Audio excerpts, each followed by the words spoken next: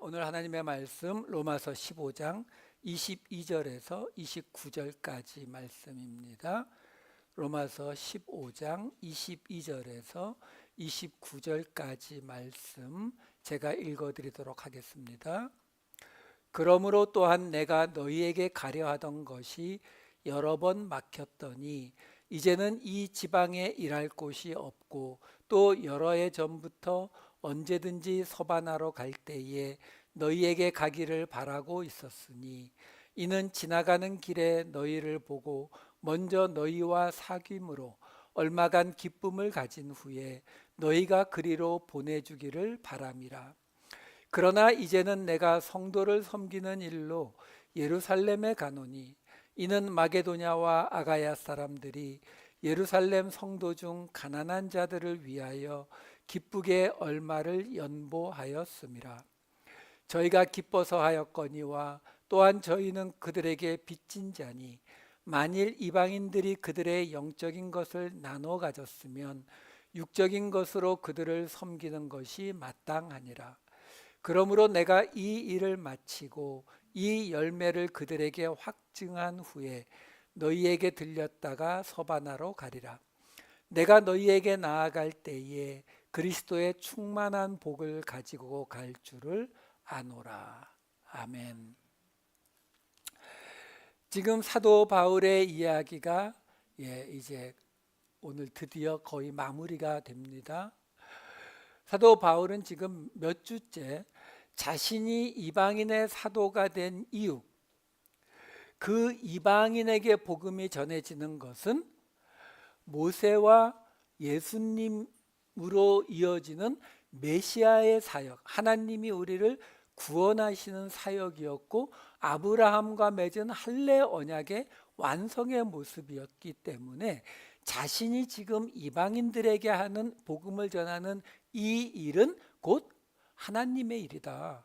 이건 진짜로 중요한 일이다.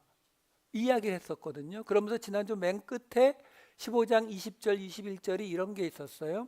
또 내가 그리스도의 이름을 부르는 곳에는 복음을 전하지 않기를 힘썼노니 이는 남의 터 위에 건축하지 아니하려 함이라. 기록된 바 주의 소식을 받지 못한 자들이 볼 것이요 듣지 못한 자들이 깨달으리라 함과 같으니라.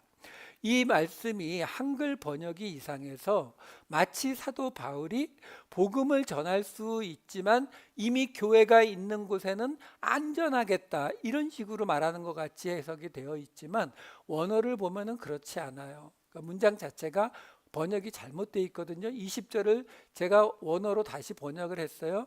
내가 그리스도의 이름을 부르지 않는 곳에는 복음을 전하기를 분투했다. 또는 힘썼다, 목표로 삼았다, 이런 문장이에요. 이렇게 되면은 20절은 이렇게 다시 해석을 하면은 21절에 나온 이사야서를 인용한 말씀이었죠. 그 주의 소식을 받지 못한 자들이 볼 것이고 듣지 못한 자들이 깨달으리라 함과 같으니라. 그러니까 사도 바울이 지금 무슨 이야기를 하는 거예요? 지금 나는 그리스도의 이름을 부르지 않는 곳, 곧 복음이 전혀 전파되지 않는 그런 곳들을 가서 복음을 전파하는 그 일에만 힘썼다는 거예요. 그러면서 이사야서에 나오잖아. 이사야서에 그 메시아의 때가 오면 당연히 복음을 듣지 못한 사람, 소식을 받지 못한 사람들이 이제 그 소식을 보게 될 거고 그 하나님에 대한 것을 듣지 못한 사람들이 깨닫게 될 거야. 그게 지금 내가 하고 있는 일이잖아. 이걸 설명한 거예요. 자, 이 부분을 이렇게 설명하면 이제 오늘 본문으로 이어지는 말이 쉽게 연결이 돼요. 오늘 본문 15장 22절에서 24절을 보시면 그러므로 또한 내가 너희에게 가려 하던 것이 여러 번 막혔더니 이제는 이 지방에 일할 곳이 없고 또 여러 해 전부터 언제든지 서바나로 갈 때에 너희에게 가기를 바라고 있었으니 이는 지나가는 길에 너희를 보고 먼저 너희와 사귐으로 얼마간 기쁨을 가진 후에 너희가 그리로 보내주기를 바람이라. 내용은 아주 평이합니다. 그러니까 쉽게 말하면 내가 그렇게 이방인들에게 복음을 전하는 그 직분을 맡아서 그거에 열심히 힘썼기 때문에 그게 마지막 때 메시아가 오셨을 때 이루어질 일이기 때문에 그래서 내가 너희에게도 가려고 했다. 그래 너희에게도 가려고 했는데 여러 번 막혔는데 이제는 여기 고린도에서 쓴 편지예요. 고린도 지역에 더 이상 일할 곳이 없어서 이제는 내가 가서 서바나, 스페인, 그 당시는 지중해를 중심으로 한 시대였기 때문에 스페인이 지중해 맨 끝에 있잖아요. 그러니까 스페인이 땅 끝으로 불렸거든요. 그러니까 땅 끝에 있는 저 스페인까지 갈 때에 거기 로마를 들려서 가기를 바라고 있었으니까 내가 그 스페인을 지나가는 길에 너희를 보고 너희와 조금 사귀고 얼마간 머물다가 너희가 나를 그리로 보내주기를 원한다. 이 이야기가 다예요. 그런데 문제는 앞에 있는 구절을 이미 교회가 있는 곳에 내가 교회를 안 세우겠다 뭐 이런 쪽으로 해석을 하다 보니까 이 다음에 나오는 것도 사도 바울이 로마에 가려고 하는 것이 여러 번 막혔던 이유가 무엇이겠느니까 이 지방에 일할 곳이 더 이상 고린도 지역에 그러면 이때에는 이미 고린도 지역 이 마게도냐 이 일대에는 다 복음이 전파되었다는 얘기다. 이런 것들을 가지고 논쟁이 벌어져요. 아니요, 그렇지 않아요. 지금 지지난주부터 계속 나오는 이야기가 뭐예요? 사도 바울이 이제 이 편지를 마무리하면서 뭐라고 이야기합니까? 아직까지도 유대인 그리스도인들과 이방인 그리스도인들 간의 갈등은 남아있잖아요. 이거는 없어질 수가 없죠. 왜? 율법을 지키느냐 안 지키느냐 안 없어져요.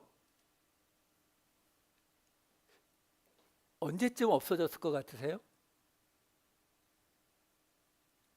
지금도 전혀 안 없어졌어요, 여러분. 지금도 그게 가톨릭이든 무슨 뭐 개신교든 뭐 장로교든 성결교든 아직도 이 율법 갖고 싸워요. 그러면 생각해 보세요. 사도 바울이 우리가 생각할 때에는 그런 생각 들잖아요. 아니 좀 초반에 좀 잘 정리해서 논쟁 있을 거 좀 다 없애버리고 깔끔하게 해서 주면 우리가 얼마나 편하겠는가. 여러분 가끔 저는 그리스도인들을 보면서 일종의 강박증 같은 걸 봐요. 그러니까 하나님이 내가 지금 하나님을 믿고 있고 내가 교회를 다니고 있고 내가 예배를 드리고 있는데 거기에서 요만큼이라도 뭔가 잘못이 있으면 안 될 것 같은 큰 문제가 생기는, 흔히 뭐 농담으로 이야기할 때 나중에 죽어서 천국문 앞에 갔는데 거기 가서 누구세요? 뭐 이런 말 들을까 봐 겁을 내는, 여러분 그런 생각이 왜 들어오냐면요, 우리가 지금 믿고 있는 이 모든 뭐 교회, 예배 시스템, 뭐 믿음, 교리 이런 것들이 완벽하다고 생각하셔서 그래요. 아니요, 한 번도 완벽한 적 없어요. 그게 완벽하다고 우리가 느껴지면 어떤 일이 벌어지는 거예요? 여러분 성경은 무슨 이야기를 하는 책입니까? 시작이 뭐예요?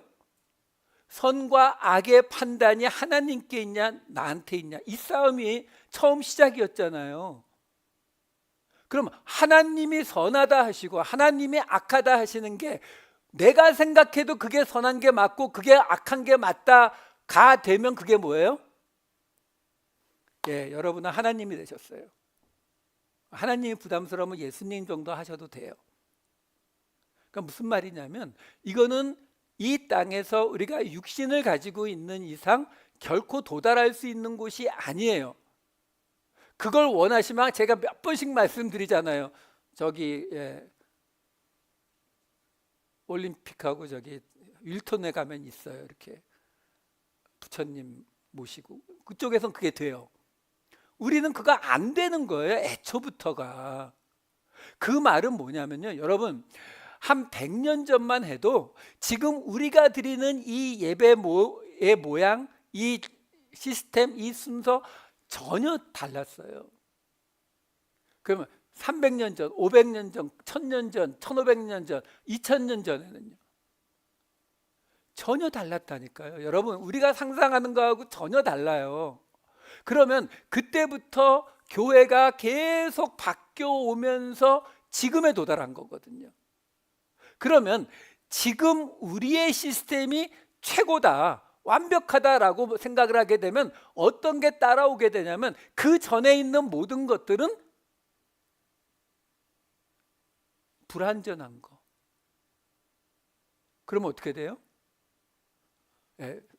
성경 이 모든 이야기는 지금 우리 시대에 우리만을 위한 거. 100년 전 사람도 아니고 1000년 전 사람도 아니고 이렇게 돼버리는 거예요, 여러분. 제가 전에도 한번 말씀드렸잖아요.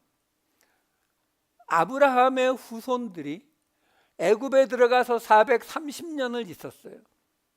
그 430년이면은요 대략 따져도 한 세대수로 한 13에서 한 15세대예요. 13에서 15세대가 지나가는 동안 아이가 태어나고 그 아이가 6월절이 되면은 아버지를 통해서 우리의 조상 아브라함을 통해서 어쩌고 저쩌고, 그때 6월절이 없었네요. 죄송해요. 어쨌든 아브라함의 이야기를 들으면서 자랐을 거라고요. 유대인으로. 그렇죠? 그러니까 빠져나올 때까지 자기들이 유대인이라고 하는 거는 지키고 있었잖아요. 근데 그 아이들이 우리는 여호와 하나님의 언약을 가진 아브라함의 후손이다라고 알고 있어 봤자 애굽으로 처음 들어온 야곱의 12아들 그 한 손자 정도까지는 대략 알겠지만 그 다음부터는 그냥 종으로 태어나서 종으로 죽었어요. 또 종, 또 종, 고조, 그 다음은 뭐라고 부르는지 모르겠어요. 약간 손주의 손주의 손주, 손주 다 종으로 태어나서 종으로 죽는 아무 희망도 없는 삶을 살아갔다고요. 자, 문제가 있어요. 무슨 문제예요? 그러면 하나님이 아브라함에게 언약하실 때 또는 이삭, 야곱에게도 마찬가지예요. 너와 내 자손에게 하나님이 함께 계실 것이고 이 땅을 주실 것이고 내 자손이 이 땅에 넘치게 하리라. 이거 계속 약속하셨잖아요. 그러면 거기서 하나님이 자손을 말씀하실 때 너와 내 자손, 근데 너 자손 중에서 출애굽한 이후의 자손부터 이 법이 적용된다라고 말씀하시던가요? 아니잖아요. 그냥 내 자손이라고 말씀하셨거든요. 그러면 그 말은 뭐예요? 그 애굽 땅에서 예배 드렸을까요? 제사 드렸을까요? 아무것도 못하죠. 여러분, 고대 시대의 노예의 삶이라는 거는 자기가 할 수 있는 일이 아무것도 없어요. 그렇게 400년을 살았다고요. 그 속에서 태어나고 죽고 태어나고 죽고 태어나고 죽고를 계속 반복했어요. 여러분, 제가 이 이야기를 지금 길게 드리는 이유가 뭐냐면 우리가 이런 것들 때문에 굉장히 힘들어하시는 분들을 많이 봐서 그래요. 여러분, 가끔 그런 질문 봐요. 인터넷에서 보면은 그러면 예수 안 믿으면 구원 못 받으면 이순신 장군도 세종대왕도 다 지옥 간다는 거냐? 어떻게 생각하세요? 예수 안 믿었으니까 지옥 가는 게 맞아요? 그러면 출애굽 전에 애굽에 있던 아브라함의 후손들도 지옥 가는 게 맞죠? 똑같습니다. 뭐가 달라요? 여러분, 지금 사도 바울이 예루살렘과 이 율법의 문제를 가지고 싸우려 하지 않아요. 왜요? 그렇다고 해서 그러면 율법이 그래도 괜찮은 거야 라고 생각해요? 아니잖아요. 갈라디아서에서 얼마나 난리를 치면서 그거에 대해서 비판을 했는데요. 그렇죠? 근데도 왜 그냥 둡니까? 그거 자기 일 아니라고 말한 거예요. 아까 그랬잖아요. 내가 그리스도의 이름을 부르지 않는 곳에 내가 복음을 전하는 게 내 그 일에 힘쓰는 거고, 나는 그 일에 부름 받았다고. 저도 나중에 저기 가면은, 저는 솔직히 베드로보다는 바울 선생님 먼저 만나서 할 얘기가, 질문할 게 좀 많아요. 근데 분명히 이 부분 얘기하면 사도 바울이 그럴 거예요. 사도 바울에게 왜 그때 예루살렘에 가서 이 문제를 좀 해결해 주시지 않았습니까? 그러면은 사도 바울이 네가 하지. 그건 내 일 아니야. 여러분, 우리가 어떤 강박관념이 있냐면, 모든 것이 내 안에서, 내 앞에서 다 이루어지고 완성되어야 한다라는 그런 강박관념이 있어요. 그렇지 않아요. 그러면은 우리 조상들은 어떻게 하고 애굽에 있던 사람들은 어떻게 하냐고요? 하나님이 어떤 하나님이라고 예수님 말씀하셨어요? 선하신 하나님이요. 선하시다는 게 뭐라고요? 우리를 구원하시는 것에 분명하신 하나님이라고 했잖아요. 그럼 그 하나님이 뭔가를 하시겠죠. 그걸 믿으세요. 내 눈앞에서 다 이루어져야, 내 눈앞에서 어떤 증거가 보여야 그것이 이루어졌다라고 믿는 건 믿음이 아니잖아요. 히브리서에서 뭐라고 말합니까? 보지 못하는 것들의 증거라고 했잖아요. 안 보면서도 400년 동안 종으로 살아가면서도 아브라함의 언약을, 아브라함의 후손이라는 걸 붙잡고 있는 게 믿음이에요. 그렇지 않고 뭔가 증거를 보여줘야죠 라고 하는 건 믿음이 아니라고요. 기도하셨어요? 그러면 그 다음엔 선하신 하나님께 맡기세요. 그 선하신 하나님이, 나는 어려서부터 교회에 나오고 한 번도 빠지지 않고 술 담배도 한 번도 안 하고 그러면서 믿음을 유지하게 하셨다 할지라도, 어떤 사람은 그 마지막 순간에 십자가에서 말 한마디를 가지고 구원하게 하셨다 할지라도, 여러분들이 포도원에 있었던 그 아침 일찍 온 사람들처럼 예수님한테 악하다라고 말하면 안 된다는 거예요. 지금 사도 바울이 그 모습을 여기서 잠깐, 사도 바울이 여기 강조한 얘기가 아닌데 우리가 이 부분이 너무 심해서 말씀드리는 거예요. 예루살렘 문제도 사도 바울은 내가 맡은 일 아니고, 난 이방인들, 그리스도의 이름을 부르지 않는 곳에 복음을 전하는 일에 힘쓰는 게 내 직분이야. 그러면서 뭐라고요? 이 지방에 일할 곳이 없고. 고린도에 2년 반 있었다고 해서 그 일대를 복음을 다 전했겠습니까? 그건 말이 안 되잖아요. 근데 왜 일할 곳이 없다고 해요? 그 나머지 일들은 그 지역에 그냥 맡기는 거예요. 뭔가를 내가 다 완성해야 된다라고 생각하고 있지 않다고요. 내게 선하신 하나님이 그들에게도 선하신 하나님임을 믿으시면 맡기실 수 있어요. 그 맡기시는 게 믿음이에요. 이렇게 자기의 계획을 로마 교회에 설명한 사도 바울은 그 다음 25, 26절로 이렇게 넘어갑니다. 그러나 이제는 내가 성도를 섬기는 일로 예루살렘에 가노니, 이는 마게도냐와 아가야 사람들이 예루살렘 성도 중 가난한 자들을 위하여 기쁘게 얼마를 연보하였습니다. 지금 사도 바울이요, 고린도에 있어요. 고린도에서, 고린도 북쪽이 마게도냐, 북서쪽이 아가야예요. 그 지역에 있는 교회 사람들이 예루살렘에 있는 가난한 성도들을 위해서 헌금을 했다는 거예요. 그래서 그 헌금을 예루살렘에 전하러 내가 간다라는 자기 일정을 말하는 거예요. 자, 문제가 뭐냐면, 첫째는 지금 이 긴 로마서라는 편지가 끝나는 자리예요. 다음 주부터는 이제 인사말로 쭉 이어지다 그냥 끝나요. 그 마지막 자리에 갑자기 뜬금없이, 물론 자기 일정을 말하는 거이긴 한데 헌금에 관한 이야기를 꺼냈어요. 이게 지금 바울이 있었던 고린도 교회에 보낸 게 아니에요. 고린도 교회는 나중에 로마에서 또 편지를 이렇게 보내요. 로마 교회에 지금 마게도냐와 아가야 교회들이 예루살렘을 위해 헌금을 했다.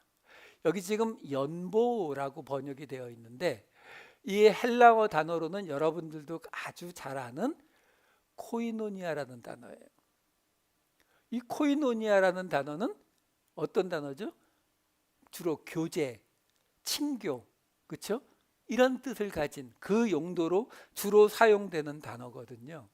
근데 사실 이 코이노니아라고 하는 단어가 본래 공통된 일반적인이라고 하는 코이노스라고 하는 단어에서 와서 그 공통된 일반적인이란 이 공통되다라는 뜻이 있으니까 여기서 동업자 또는 동료 이런 단어가 나오고 코이노노스가 나오고 그래서 이 안에서 서로 돈 거래가 왔다 갔다 하는 것을 코이노니아라고 불러서 이 코이노니아에는 친교라는 뜻, 교제라는 뜻만 있는 게 아니라 기부, 선물이라는 뜻도 있어요. 그러니까 우리 한국식으로 연보라고 번역을 해도 뭐 틀린 번역은 아니에요. 사실 저는 연보를 무슨 뜻인지 몰라서 국어사전을 찾아봤어요. 제가 써본 단어가 아니라서 찾아봤더니 교회의 헌금 또는 자기의 재물을 내어 다른 사람을 도와주는 것, 이게 연보라고 하더라고요. 근데 이 코이노니아라고 하는 이 단어가 영어 성경에 보면 영어 성경 한 20몇 가지 버전들 중에서 한 두세 개를 빼고 나머지는 모두 다 뭘로 번역이 되냐면 컨트리뷰션으로 번역이 돼요. 재밌는 건 도네이션으로는 전혀 번역이 안 돼요. 단 하나도. 이게 뭘 뜻하냐면요. 도네이션.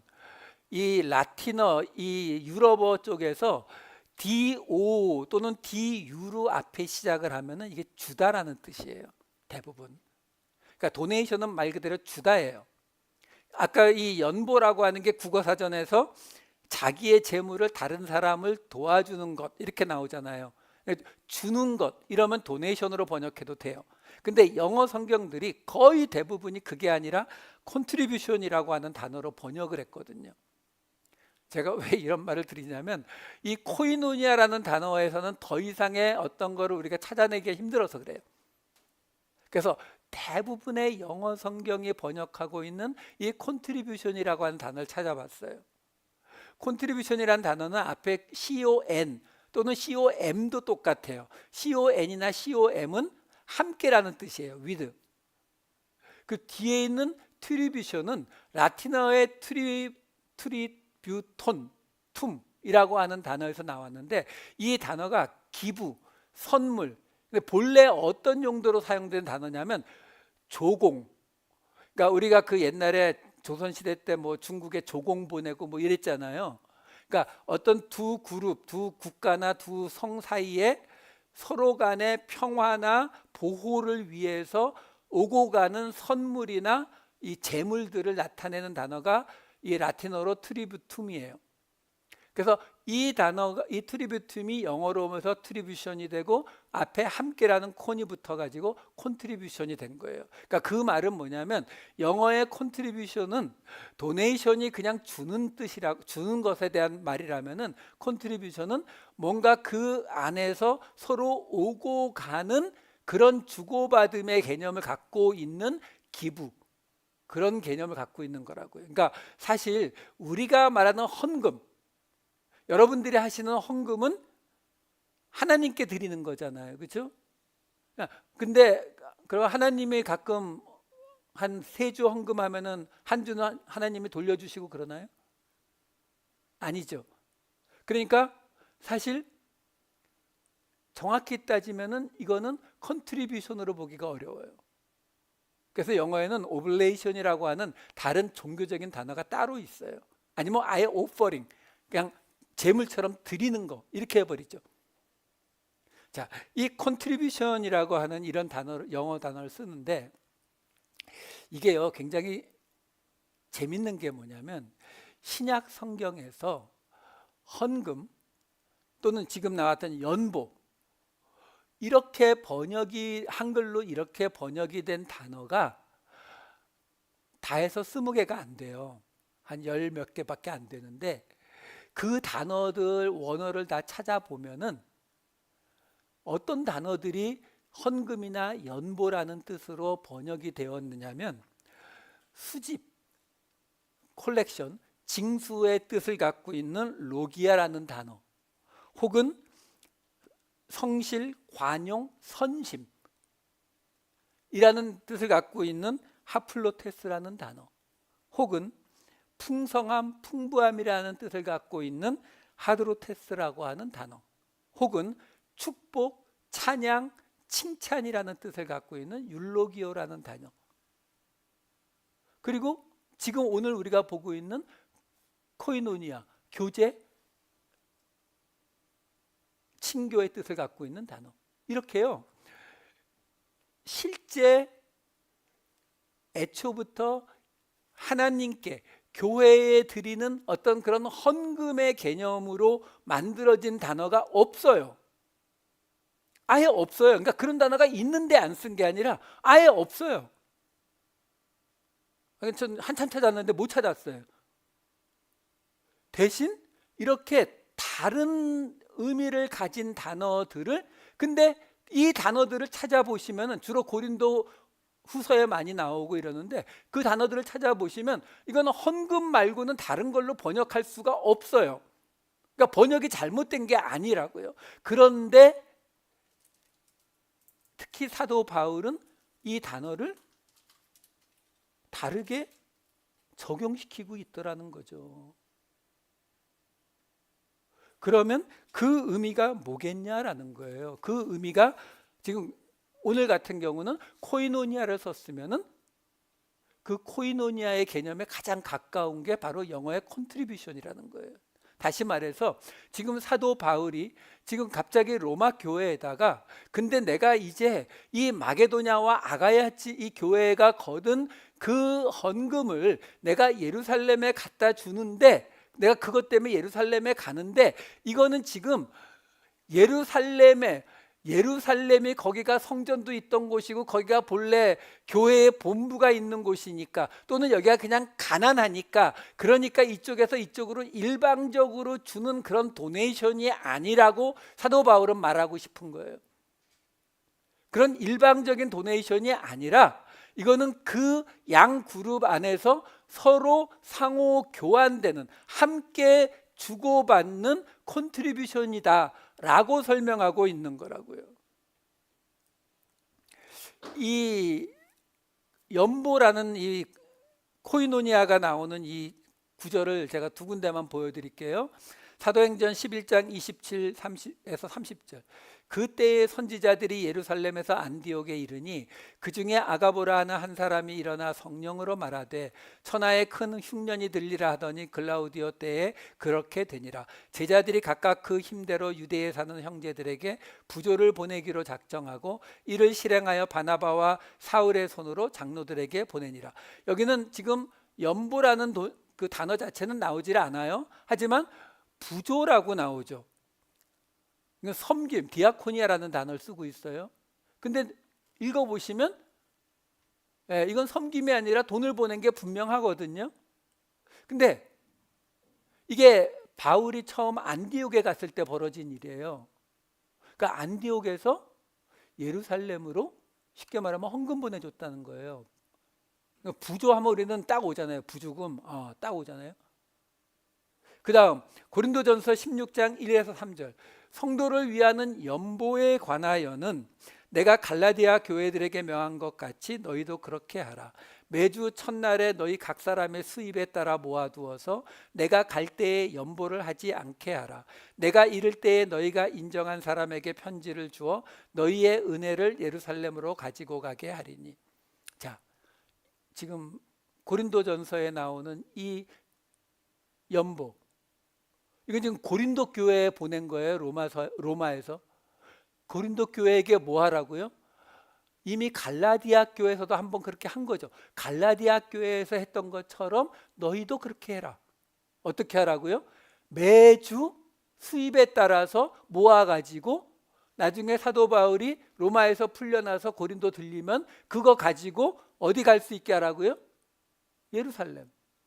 자, 한 가지 의문점이 떠올라요. 오케이, 사도 바울이 지금 콘트리뷰션, 코이노니아 한쪽에서 일방적인 게 아니라 오고 가는 어떤 이 개념으로 지금 이 연보라고 하는 코이노니아라는 말을 쓰고 있는 거는 알겠는데, 근데 지금 사도행전과 고린도전서에 나오는 케이스를 보면 갈라디아, 고린도, 마게도냐, 아가야 다 어디로 가요? 예루살렘으로만 가요. 응? 그럼 일방적이잖아요. 예루살렘에서 일로 갔다는 건 아무 기록이 없어요. 그 이야기가 오늘 본문 15장 27절에 이어지는 거예요.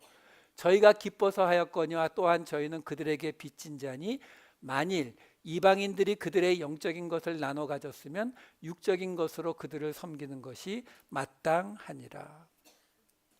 무슨 말이에요? 왜 컨트리뷰션, 왜 코이노니아를 썼는지 이유가 나오죠. 왜? 이 당시에 예루살렘은 우리한테는 유명하지만 예루살렘은 산속에 있는 동네고 고린도, 아테네, 로마 이런 데는 그 당시 최고의 도시들이잖아요. 그러니까 당연히 부유함이 비교가 안 됐죠. 그러니까 이쪽 외곽 지역에서 예루살렘을 도와주는 게 사실 맞긴 해요. 맞긴 하는데 꼭 그런 건 아니거든요. 고린도후서 8장 1절 2절. 형제들아, 하나님께서 마게도냐 교회들에게 주신 은혜를 우리가 너희에게 알리노니 환난의 많은 시련 가운데서 그들의 넘치는 기쁨과 극심한 가난이 그들의 풍성한 연보를 넘치도록 하게 하였느니라. 아까 오늘 본문에 나왔었잖아요. 바울이 뭐라고 했어요? 로마서에서 나 지금 마게도냐와 아가야 교회에서 거둔 연보를 가지고 예루살렘 갈 거야. 근데 그 마게도냐 교회는 적어도 뭐라고요? 극심한 가난 가운데에서 그 헌금을 했다라고 지금 나오는 거예요. 그래서 이어지는 3절에서 5절, 고린도후서 8장 3절에서 5절에 이렇게 나와요. 내가 증언하노니 그들이 힘대로 할 뿐 아니라 힘에 지나도록 자원하여 이 은혜와 성도 섬기는 일에 참여함에 대하여 우리에게 간절히 구하니 우리가 바라던 것뿐 아니라 그들이 먼저 자신을 주께 드리고 또 하나님의 뜻을 따라 우리에게 주었도다. 그러니까 지금 다른 지역이 부유하기 때문에 지금 항상 이쪽으로 가는 것은 아니라는 거예요. 마게도냐 케이스가 있으니까. 근데 그들이 힘에 지나도록 하면서 8장 4절이 지금 번역이 좀 이상한데요. 8장 4절을 다시 번역해 드릴게요. 이 은혜와 성도 섬기는 일에 참여함에 대하여, 이 부분이 문장이 이상해요. 제가 바꿨어요. 성도를 향한 섬김의 은혜로운 연보를, 왜냐하면 여기 참여함이라고 하는 단어가 코이노니아인데 여기서 갑자기 이거를 참여함으로 번역하는 것도 맞지 않지만, 여러분 지난번에 한번 나왔었죠. 브레드 앤 버터. 이 같은 단어를 두 개 써서 하나를 형용사로 쓰는 방식이에요. 그것처럼 여기도 이 원어를 보면은 앞에 뭐가 나오냐면은 the grace and the koinonia 이렇게 나오는 문장이거든요. 그러니까 이거를 따로따로 보는 것이 아니라 합쳐서 은혜로운 연보 또는 은혜로운 교제 이렇게 해석하시는 게 맞아요. 그럼 그렇게 해석을 하면 밑에 게 되는 거예요. 성도를 향한 섬김의 은혜로운 연보를 우리에게 간절히 구하니. 그러니까 그 마게도냐 교회 사람들이 그 극심한 가난 속에서도 예루살렘에 있는 성도를 향한 섬김의 은혜로운 연보를 하기를 바울 일행에게 간절히 구했다라는 것을 지금 설명해 주는 거거든요. 왜 제가 이 부분을 이렇게 설명을 해드리냐면, 이 고린도후서 8장 시작이 8장 1절이 이렇게 시작됐었거든요. 다시 보면 이래요. 형제들아, 하나님께서 마게도냐 교회들에게 주신 은혜를 우리가 너희에게 알리노니. 자, 지금 사도 바울이 무슨 말을 하려고 하고 있는 거냐면, 마게도냐 교회에서 거둔 그 연보를 예루살렘으로 지금 사도 바울이 가지고 갔죠. 이미. 왜? 고린도후서는 로마에서 쓴 거니까 사도 바울이 고린도에서 떠나서 예루살렘에 그 돈을 가지고 갔다가 거기서 다시 붙잡혀 가지고 로마로 가는 거거든요. 그리고 로마에서 이 고린도 전후서를 쓴 거란 말이에요. 그러니까 지금 사도 바울이 고린도 교회에게 뭐라고 말하냐면, 자, 내가 마게도냐 교회가 하나님으로부터 받은 그 은혜를 너희에게 지금 설명하는데, 그들이 그 은혜가 너무 좋아서 어떻게 했다고 나오는 거냐면, 그 은혜가 너무 좋아서 극심한 가난 속에서도 우리에게 와가지고 은혜의 연보, 은혜로운 연보를 하기를 간절히 요청을 했다라고 설명을 하는 거예요. 그러니까 무슨 말이냐면은, 지금 이 연보, 코이노니아라고 하는 이 말은 단순하게 헌금의 개념이 아니라 그들이 받은 은혜를 표현하는 모습으로 사도 바울은 이것을 설명하고 있는데, 은혜는 은혜인데 어떤 모습으로 표현되는 은혜냐면 바로 예루살렘에 돈을 보내는 모습으로 표현되는 은혜를 지금 이렇게 설명을 하고 있다라는 거예요. 자, 그러면 이 이야기가 지금 사도 바울이 자신이 이방인의 사도라고 하는 것을 마지막으로 강조하고 나서 따라 나온 이야기잖아요. 그러므로 하면서 따라 나온 이야기거든요. 자, 그러면 여기까지 설명이 지금 됐어요. 바로 이제 본문 15장 28절로 들어가 볼게요. 요 바로 앞에 아까 뭐가 있었다고요? 바로 영적으로 도움받았으니까 육적으로 갚는 게 맞다라는 말을 하고서 이제 15장 28절이 나오는 거예요. 그러므로 내가 이 일을 마치고 이 열매를 그들에게 확증한 후에 너희에게 들렀다가 서바나로 가리라. 여기서 지금 사도 바울이 뭐라고 설명을 하냐면, 요 앞에 마게도냐와 아가야 교회에서 거둔 헌금, 근데 특히 마게도냐 교회는 극심한 가난 속에서도 받은 은혜가 너무 좋아서 그 은혜를 나누기 위한 은혜의 헌금, 그 헌금을 사도 바울이 예루살렘으로 가지고 간다라고 말하는 거거든요.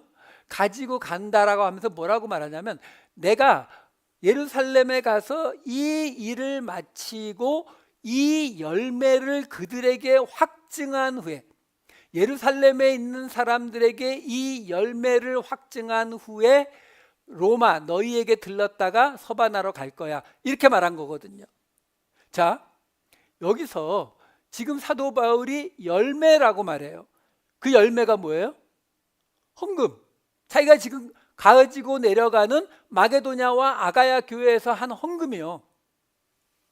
이 열매, 칼포스라는 단어가 어떤 단어예요? 우리가 잘 아는 갈라디아서 5장 22절에 성령의 9가지 열매요. 지지난주에 보았던 빛의 열매요. 의의 열매요. 그 단어예요. 그러니까 지금 사도 바울이 마게도냐와 아가야에 있는 그 이방 교회들이 예루살렘의 가난한 성도들을 위해서 헌금을 모아서 보낸 그것을 뭐라고 말하고 있는 거냐면 열매라고 말하는 거예요. 그것을 그들에게, 유대인들에게 확증한 후에 유대인들에게 확인시켜 주겠다는 게 그 열매를. 무슨 말이에요? 유대인 그리스도인들과 이방인 그리스도인들이 사이가 좋아요, 안 좋아요? 지금 곳곳에서 싸우고 있잖아요, 그렇죠? 왜? 부딪히니까. 근데 그 유대인 그리스도인들에게 사도 바울이 그 돈을 가지고 가서 어떻게 한다고요? 자, 이거 지금 너희가 그렇게 율법 안 지킨다고 비난하는 이거 마게도냐 아가야 교회 사람들이 당신들 위해서 보낸 돈이야. 지금 너희가 비난하는 이방인 그리스도인들과 극심한 가난 속에서도 자신들의 돈을 가지고 너희를 돕겠다고 하는 이방인 그리스도인들과 누가 더 예수님의 말씀대로 사는 모습인데, 누가 더 성령의 열매를 맺고 있는 모습인데, 이거 확증해 놓고 내가 너희에게 가겠다라는 거예요. 여러분, 이 열매 이야기는 이건 지금 마게도냐와 아가야 교회 이야기잖아요. 근데 이 로마서 맨 처음 시작에도 나왔었어요. 1장 13절 보시면은 이렇게 시작했었어요. 로마서가 형제들아 내가 여러 번 너희에게 가고자 한 것을 너희가 모르기를 원하지 아니하노니 이는 너희 중에서도 다른 이방인 중에서와 같이 열매를 맺게 하려 함이로되 지금까지 길이 막혔도다. 지금요 사도 바울이 로마 교회에 대해서 너희에게서도 다른 이방인 교회들과 같이 열매를 맺게 하려고 가려고 했는데 아직 못 갔어 이렇게 말해요. 그럼 그 열매가 뭐예요? 성령의 열매요? 믿음의 열매요? 바로 이 로마서 시작에서 사도 바울이 이 로마 교회를 이렇게 표현합니다. 1장 8절 먼저 내가 예수 그리스도로 말미암아 너희 모든 사람에 관하여 내 하나님께 감사함은 너희 믿음이 온 세상에 전파됨이로다. 이거 로마서 시작이에요.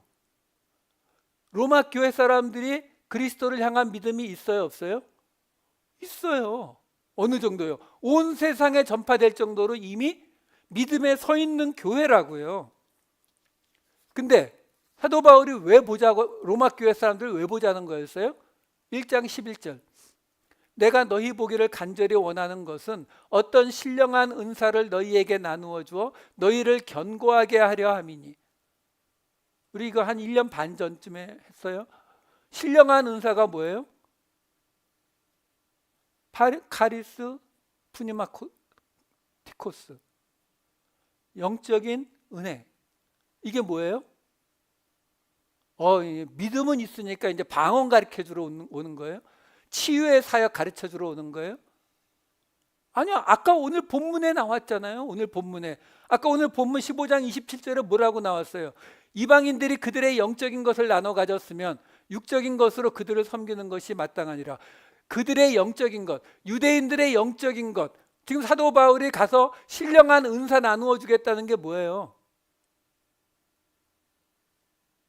유대인들의 영적인 거요. 그 유대인들의 영적인 게 뭔데요? 지금 로마서 맨 처음 시작에서 이런 이야기를 했었거든요. 그 다음에 나오는 14절에서 16절이 이렇게 나와요. 헬라인이나 야만이나 지혜 있는 자나 어리석은 자에게 다 내가 빚진 자라. 그러므로 나는 할 수 있는 대로 로마에 있는 너희에게도 복음 전하기를 원하노라.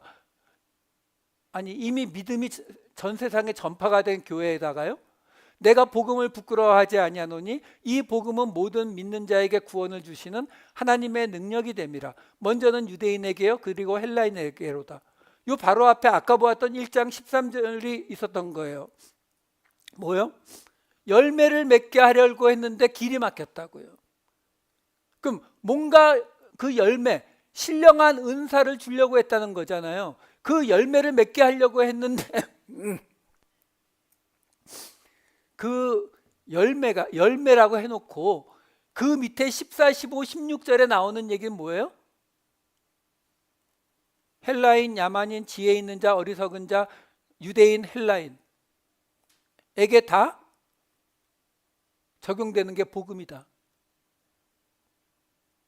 여러분 이게 정확히 잡히시면은요, 로마서에서 가장 중심 구절 그러면은 무조건 나오는 구절이 바로 이 뒷구절이에요. 1장 17절 복음에는 하나님의 의가 나타나서 믿음으로 믿음에 이르게 하나니 기록된 바 오직 의인은 믿음으로 말미암아 살리라 함과 같으니라.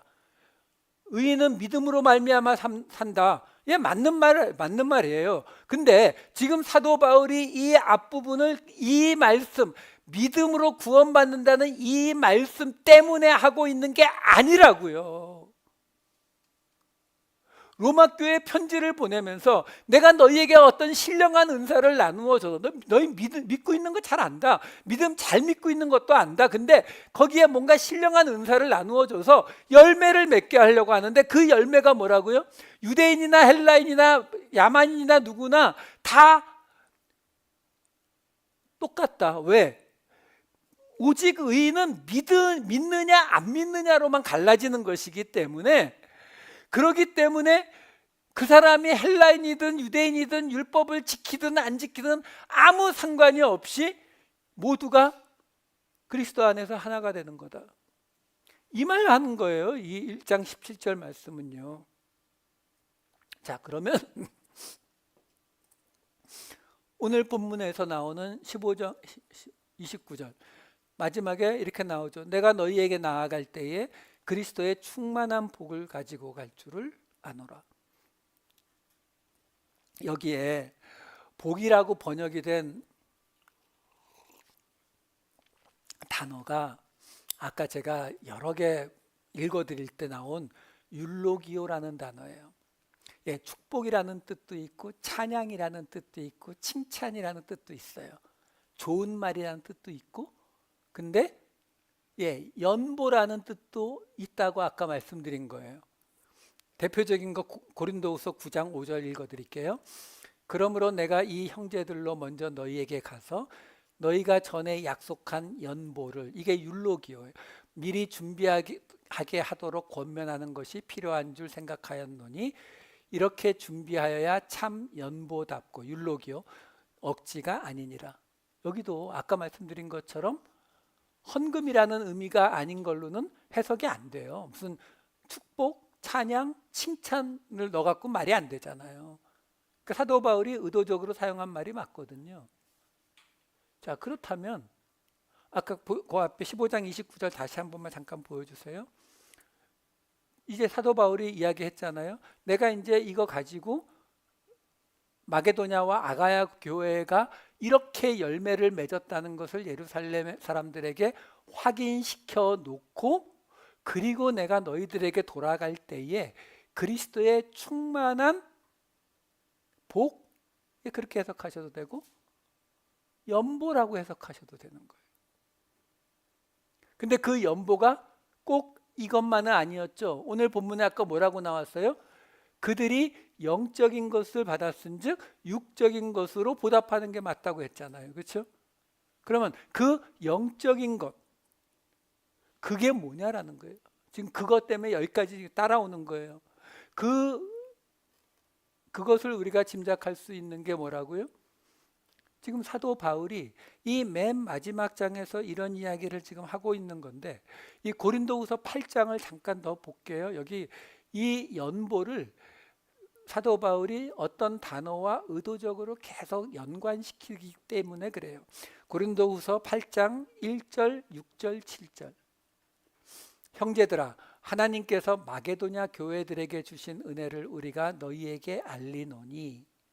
6절, 그러므로 우리가 디도를 권하여 그가 이미 너희 가운데서 시작하였은즉 이 은혜를 그대로 성취하게 하라 하였노라. 오직 너희는 믿음과 말과 지식과 모든 간절함과 우리를 사랑하는 이 모든 일에 풍성한 것 같이 이 은혜에도 풍성하게 할지니라. 이 이야기도 헌금에 관한 이야기예요. 고린도후서 8장 9절 말씀. 우리 주 예수 그리스도의 은혜를 너희가 알거니와 부요하신 이로써 너희를 위하여 가난하게 되심은 그의 가난함으로 말미암아 너희를 부요하게 하려 함이니라.